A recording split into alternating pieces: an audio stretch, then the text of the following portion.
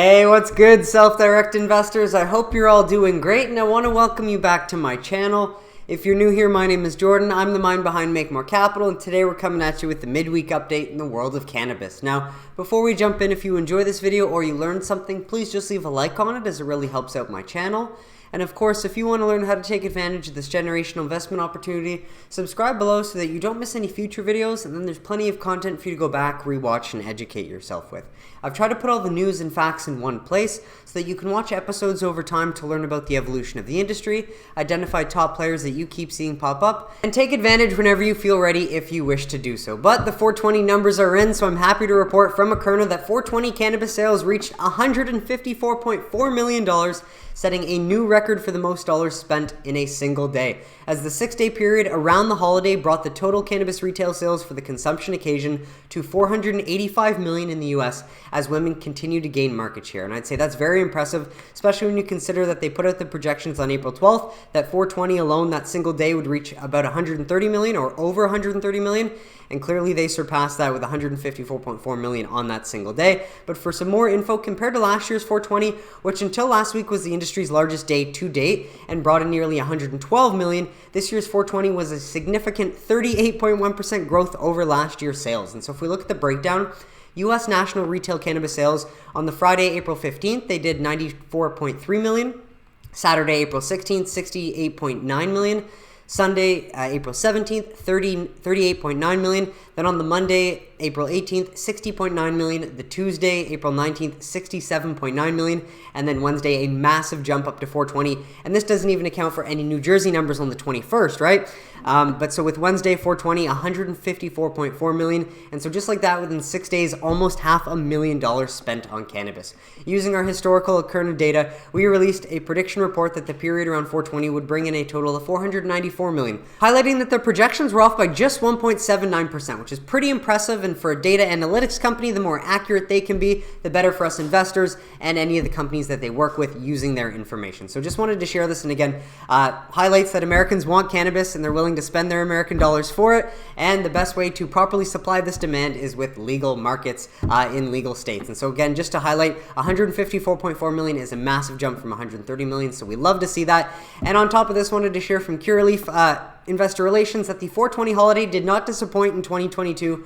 On April 20th, 2022, Curaleaf saw a 45% increase in net sales compared to 420 2021. So year over year, 45% is a massive jump. And again, this does not even account for what we saw on April 21st, which would have been exclusive to MSOs in New Jersey. Massive growth gains from New Jersey coming online that day. That's not even accounted for in these numbers. So I'm very excited to see that when those come out as well. While Verano did release their fourth quarter and full year 2021 financial results today, and so while I've not had time to go through them, I will try and feature them in my next week's Wednesday video, just because I started working so that I can start saving up more money to dollar cost average into the MSOs if I'm fortunate enough to see these prices for a few more months.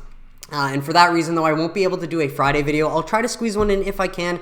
Otherwise, look out for a bit of a walkthrough of Verano's earnings on my next Wednesday's video. But they will also be announcing their first quarter 2022 results on May 25th, while the company also announces submission of MCTO application. And so obviously, you would likely be able to find Verano's earnings if you just wanted to do a quick Google search or look around on Twitter. But I'll be back with more information in a future video with that. But also wanted to share from MJ Stock Trader that Congress returns from recess this week, and the Competes Act negotiations have likely already started. And so as I remind you, we are in uncharted waters, and we could find out any day if Safe Banking Act makes the cut. The Senate version without SAFE passed 68 to 28, and yet again, it comes down to Senator Schumer as we head into the conference process, and many of the senators chosen in the conference process are representing states that have legal cannabis in some form, whether medical or adult use, and so they have a lot of incentive to try and keep safe banking in the final version of this bill that does get passed and heads to Biden's desk, obviously, because it saves lives, it gets lots of cash off the streets,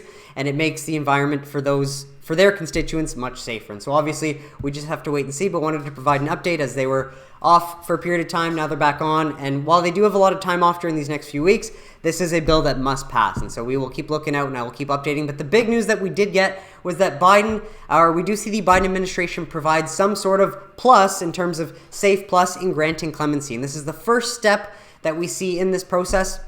And so obviously, very significant, and just wanted to share this as Fox News and many other outlets were sharing this news, as Biden grants 3 pardons and 75 commutations for individuals serving for nonviolent drug crimes. So Biden says under the First Step Act, many would receive lower sentences. So just a bit more detail, as President Biden is granting his first 3 pardons while in office and commuting these sentences of 75 individuals serving prison time for nonviolent drug crimes as part of the Biden administration's broad commitment to reforming the social justice and addressing racial disparities. And so in terms of what the Biden administration's goals are, this is exactly the perception they want to create. They want to make it seem like they are providing social justice, especially to those nonviolent drug crimes or nonviolent drug offenders in the past, as part of their broad commitment to reforming the justice system and addressing racial disparities. So in a sense, they've made this move, and again, it's a first step. It's a very good move because we haven't seen anything like this, especially from Biden or the White House, but it's the first move to righting the past wrong, while more importantly, giving the perception to the Dems voter base that they are keeping their campaign promises and beginning to reform the social justice system and addressing racial disparities. And so while it is late, and they could have done this a long time ago or started the process, it is better late than never. So again, I do not want to underscore the significance of this. I think this is a very important first step of what's more to come, but nonetheless happy to announce it as it does make its way through mainstream media outlets and does send shockwaves, which is good positive awareness for the plan. However, I do want to share this from MJ Stock Trader because I think he makes a great point here, and I'm not here to judge. I just want to relay the information so that you have the most up-to-date info of what's happening in the cannabis industry so that you can make decisions for your own self. But at the same time, I also don't want to underscore or downplay the significance of the announcement that the Biden administration made the other day. I still think it's the first step to incremental change that's coming. And if the Dems needed that as the plus in order to allow Safe to Stay in America Competes Act, so be it. However, he does point out that on the surface, Joe Biden granting clemency to 78 individuals sounds good, and again, that's the perception that they're reforming the social justice system and addressing racial disparities. However, the reality, it's just important to highlight this as well, and again, I'm not trying to downplay, but just trying to share with you, some interesting findings. But most are people trafficking, distributing meth and cocaine, or that have a history of that. And so, while no users of any drug belong in jail, according to MJ Stock Trader, traffickers do very few purely cannabis convictions on the list. And so just wanted to share this because this is a prime example where you can take a look at the person being pardoned, their offense, and their sentence. And so possession with intent to distribute methamphetamine, offense conspiracy to distribute and possess with the intent to distribute 500 grams more of detectable amount of methamphetamine, conspiracy to possess with intent to distribute 5 kilograms more of cocaine. And so just highlighting, hey, that's not cannabis related, and intent to distribute is a lot different than, a non-violent cannabis user or someone with a joint in their pocket. So while I just want to present to you the information, again, I'm not here to judge. You can go through this if you'd like, but I just want to give a shout out to MJ Stock Trader for pointing this out because it's very important to, again, try not to get lost in the game of perception versus reality. And so good on the Dems for finally keeping a promise, and hopefully they can keep this momentum going, but at the same time, this is why people don't look at how the sausage is made, because when you take a look at how the sausage is made,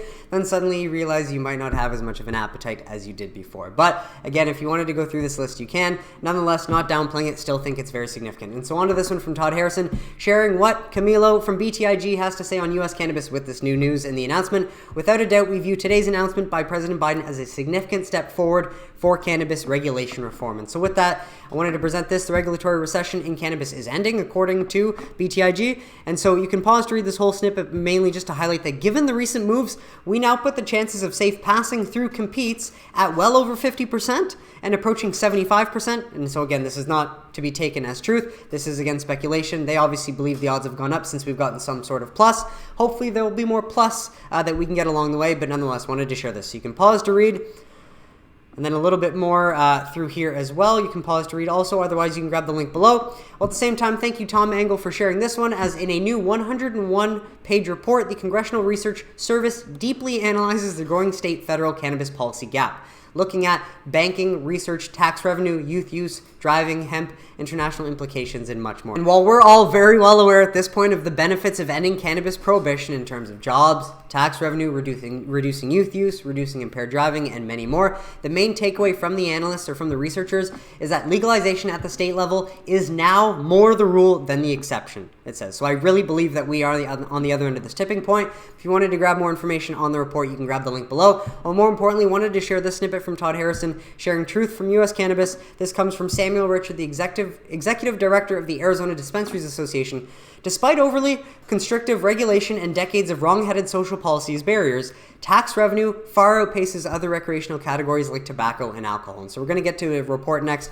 on how Arizona's tax revenue from cannabis have already surpassed tobacco and alcohol. But I want to pose this question to you because it's a great question. Can you imagine what the fiscal impact would be if the government was a partner in the success rather than an opponent, right? If they saw ending prohibition as a benefit to everybody and as, they're part of the team that we're all on as well and that we would all benefit from ending cannabis prohibition, as opposed to being an opponent that they still are today and not wanting to go through with this because they're still wary or hesitant of possible fears that they think could come out of ending prohibition, which would not actually happen. But nonetheless, it's just a great question to pose. So thank you, Todd, for sharing this, as this backs up onto why have we not ended prohibition yet. But nonetheless, Marijuana Moment shares Arizona collected more tax revenue from cannabis than alcohol and tobacco combined. March data shows. And so this is in March, or the month of March alone, but tax deposits to the state general fund for medical and adult use cannabis reached about 6.3 million in March, compared to 1.7 million from tobacco and 3.7 million from alcohol sales, according to Arizona Joint Legislative Budget Committee. Beyond that 6.3 million in cannabis tax dollars for the general fund, cannabis excise taxes separately exceeded another 11.9 million last month, for a total of 18.2 million in cannabis revenue, most of which goes to the state, with smaller portions being distributed to cities and counties. Well, these are the kinds of taxes consumers are actually happy to pay if it means they get a new legal, safer product and don't have to go to the black market, versus other hidden taxes like inflation. When you print 40% of the US dollars in circulation, then all of a sudden, boom, everyone gets hit with the hidden inflation tax, right? People are willing to pay a tax if it means it's going to go back to their communities versus just losing their spending power. While advocates and stakeholders are touting the March figures, not only do they underscore the economic opportunity of legalization nationwide, but the hope is that providing regulated access to cannabis means fewer people will use more dangerous drugs like alcohol and tobacco. And that is a fact that we have seen from legal states as well. And so this is the main snippet from the source, so you can pause to read there. While some other news, thank you, Shamsil, for sharing this, as Vermont goes online May 1st. And I completely forgot about this one in my past video, as I mentioned that all the other states except New York and Connecticut have launched. Vermont apparently goes online May 1st, while they have a population of 647,378. However, tourism is big in Vermont, as it's one of their largest industries, and they welcome over 13 million visitors each year, as visitors account for $3 billion annually. And so you can pause to read for more information on the Vermont market. And while very small, much like the Montana one, still one to keep an eye on just to see how it plays out differently from any other markets. Well, we've got some news out of New York, and I do like to see that New York is slowly moving the ball forward, and so hopefully they will surprise us by launching sooner than later, as a New York senator filed a bill to add coverage of medical cannabis to public insurance programs. That would be a great precedent to set, and I imagine anyone in public insurance that would be using cannabis would love to see this become a reality. While also apparently New York weighs giving pizza joints and other eateries okay to sell cannabis-infused foods. Well, if they're taking all these little steps to try and, make it better for those in the industry in the New York state, at some point, can the U.S. cannabis stocks also be allowed to uplist onto the New York Stock Exchange?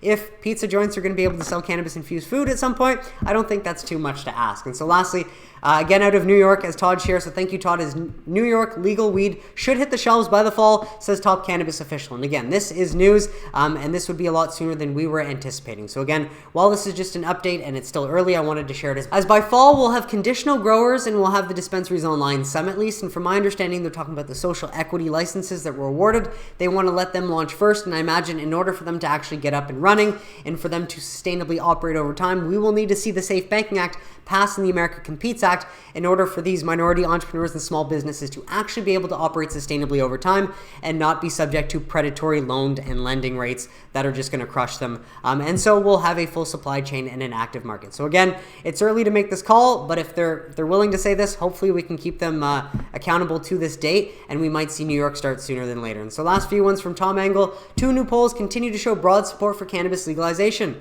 As we know, 69% want full-on legalization, very nice. 92% want full medical legalization. 61% more likely to be positive to pro-reform politicians, while 68% vote yes for banking, and 76% of veterans want medical access. And I do think this is in reference to the Jushi poll that was conducted last week, but nonetheless, you can grab the link below if you wanted to read more. Well, just wanted to share where we sit today as these depressed valuations. So thank you, Joe Greisler, for sharing this as top 10 US MSO sales multiples as of April 22nd, 2022. And so if we take the market cap and divide it by the projected revenues for this full year, TerraSend is trading at a price to sales of 3.68x, Green Thumb Industries 2.74x, Curaleaf 2.55x, Cresco Labs 1.94x, Verano 1.87x, Trulieve 1.88x, Jushi 1.61x, Columbia Care 1.23x, Ascend Holdings, I believe, 0.99x, and Air Wellings 0.74x. And of course, this is not advice. This is just what Joe sees as a very cheap opportunity that will not be around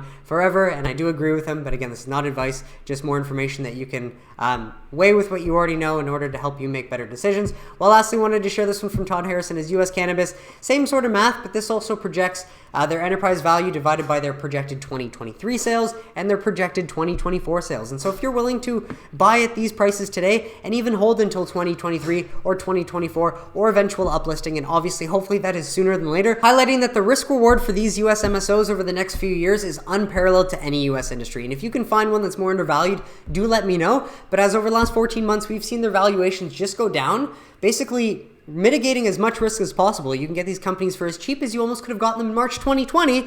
But then if you think 14 months after where they were at in their highs as of February 2021, these companies have only grown their fundamentals. They've only gotten bigger through mergers and acquisitions. They've only opened more retail locations, which means they're only going to get bigger over time. And you will not be able to get these prices forever. And so last few ones, wanted to share this great interview from the Dales Report, as this is the Trade to Black podcast with Jason Wild on the Safe Banking Act and TerrAscend's recreational cannabis launch in New Jersey. And I watched this one the other day. It's a great watch, so I do recommend checking it out. You can grab the link below. Well, also did just want to share this as it's a medical fundraiser for Alan's recovery. And Alan Brochstein is the man behind the newcannabisventures.com website. And unfortunately, though, we got some tragic news that Alan Brochstein was struck by a car while on a bicycle ride on Friday, April 15th. The incident had witnesses, and a bystander treated Alan before first responders arrived. And at this time, the investigation is still ongoing. And so it seems like he's still in the hospital right now. And so they've set up a fundraiser for him, and I've not been able to donate yet just because I literally I have $25 in my checking account, and so I'll be getting a paycheck today from the serving job I picked up. And so then my first priority is I've got to pay rent, and then with that, I do want to make a donation though, because I've used his resource, New Cannabis Ventures, over the years. And it's just helped me along my progression as a cannabis investor and just as an investor in general. And so I will be giving back, but I just wanted to share this so that if any of you feel like, or if any of you can realistically, and you're in a position to give back, then please consider doing so, as sometimes life catches us off guard, and all we can really do is ask for help until we're strong enough to get back on our feet and give back. And Alan's given back to us with tons of knowledge and whatnot, so I think it's just the least I can do. But that is it for today's episode, folks. So I want to thank you so much for tuning in, and I really hope you got some value out of it. What did you think of the stories mentioned? Let me know in the comments if you have any questions or suggestions, and I'd be happy to address them. But besides that, if you enjoyed this video or you learned something, please just leave a like on it. Subscribe below if you don't want to miss any future videos, and I will catch you on Sunday for This Week in Cannabis News. Have a great week, everybody.